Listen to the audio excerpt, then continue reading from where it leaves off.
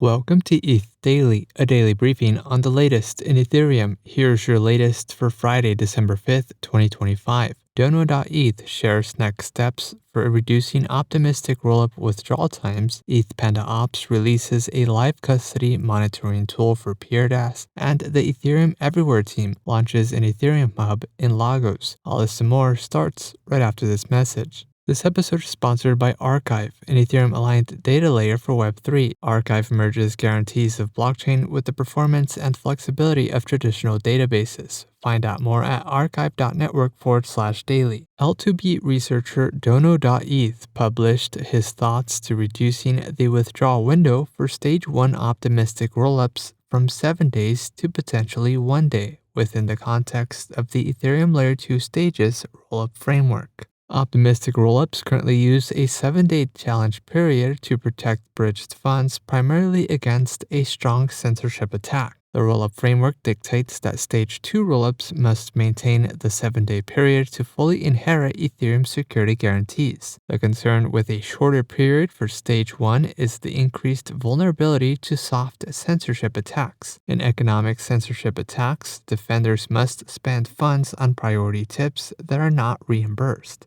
Dono.eth says the next step for reducing the withdrawal window time is to agree on a reasonable defender advantage to require.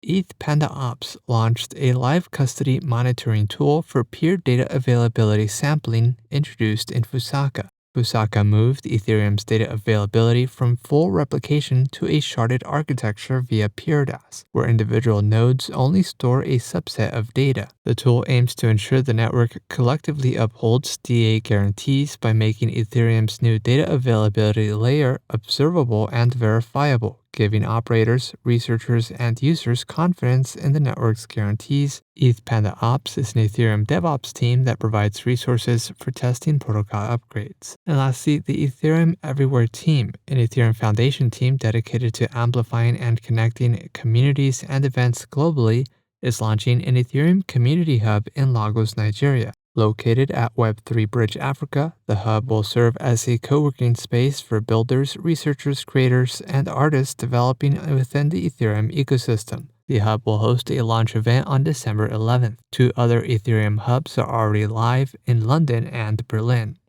In other news, Fileverse releases a weekly update for DDocs, Urn publishes its post-mortem analysis, and a poll is now live for naming the H-star fork.